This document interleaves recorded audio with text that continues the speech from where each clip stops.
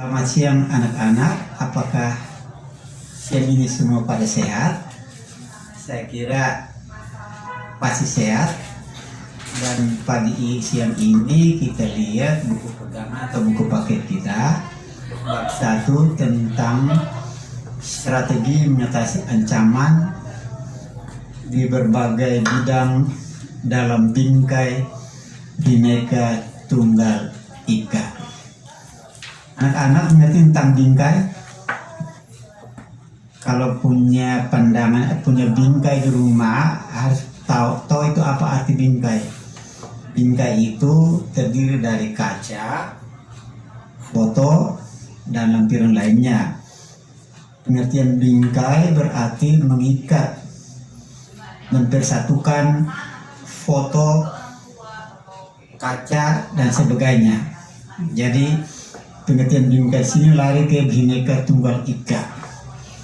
Bhinneka Tunggal Ika itu mempersatukan bangsa Indonesia dari Sabang sampai Merauke.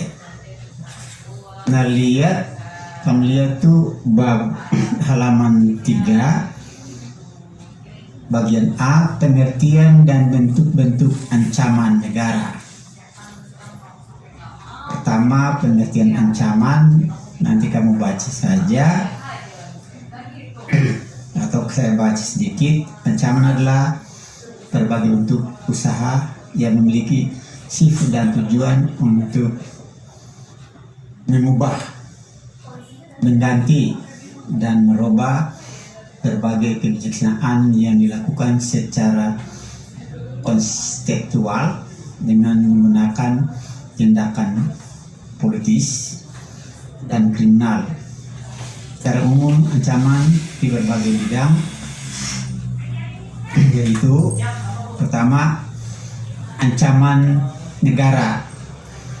Ancaman negara kan kalau kita lihat banyak, terutama tentang ideologi, atau kamu lihat bagian poin kedua bagian A, ancaman di bidang ideologi. Mengerti tentang ideologi? Ideologi itu dasar negara. Kalau dalam negeri itu terkenal dengan dasar negara. Kalau orang bicara di luar sana atau pemerintah bicara di luar sana tentang dasar ideologi, jadi beda. Kalau dalam negeri kan kita bicara dasar negara. Kalau di luar negeri itu di sana bicara ideologi bangsa. Kalau tadi ideologi bangsa itu apa? Dasar negara Indonesia. Dasar negara Indonesia itu Pancasila. Nah, harus tahu Pancasila apa? Pancasila itu dasar negara Republik Indonesia yang harus kita jalankan, kita lakukan, karena tanpa itu kita negara Indonesia tidak bisa buat apa-apa. Falsafah dan pandangan hidup bangsa Indonesia adalah Pancasila. Kita lihat, ancaman di bidang ideologi merupakan suatu ancaman yang dinilai memiliki suatu kemampuan yang dapat membahayakan pola pikir dari masyarakat Indonesia, sehingga dapat mengancam terhadap dasar falsafah negara Indonesia, yaitu Pancasila. Nah, di situ di bidang falsafah, kalau falsafah itu kan pandangan, cara pandang bangsa Indonesia terhadap dasar negara kita, yang bagaimana Pancasila itu merupakan pandangan hidup bagi bangsa Indonesia. Tanpa Pancasila kita tidak bisa buat apa-apa. Pertanyaan muncul, siapa yang mengesahkan Pancasila sebagai dasar negara? Ingat pertanyaan itu, nanti kamu jawab. Lembaga mana dan kapan disahkan Pancasila sebagai dasar negara? Itu kamu kira-kira sudah tahu. Saya teruskan. Jika dilihat secara umum, Indonesia dengan tegas menolak adanya paham yang bertentangan dengan nilai-nilai Pancasila. Nah, kalau dilihat paham-paham yang bertentangan dengan Pancasila kan banyak. Nanti kita lihat seterusnya. Salah satunya paham yang saat ini perlu benar-benar diwaspadai adalah paham liberalisme. Liberalisme itu paham kebebasan yang dianut oleh negara Amerika Serikat. Nah, beda dengan Indonesia. Nah, ini bertentangan dengan ideologi bangsa.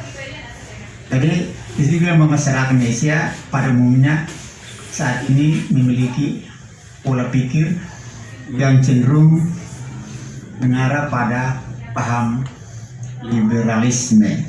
Ya, memang zaman Soekarno itu pemahaman itu ada, tapi itu bertentangan dengan Undang 45. Kenapa? Karena ini kebebasan liberalisme itu kebebasan individu. Ini bertentangan.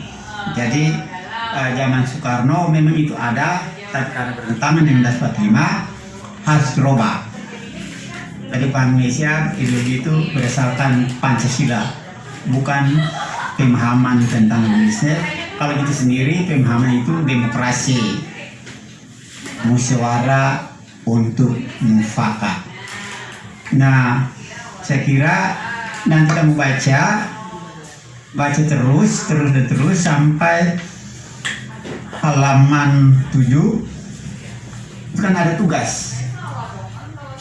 Kerjakan tugas berikut secara kelompok. Sore-sore. Ya, buat tugas itu secara mandiri.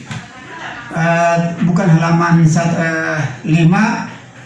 Tugas 1 kamu baca itu dan kamu kerjakan, japri ke HP saya. Semoga pagi ini kamu tetap sehat sampai malam, jaga jarak, tetap sehat, menjalani tugas dengan baik. Terima kasih. Assalamualaikum.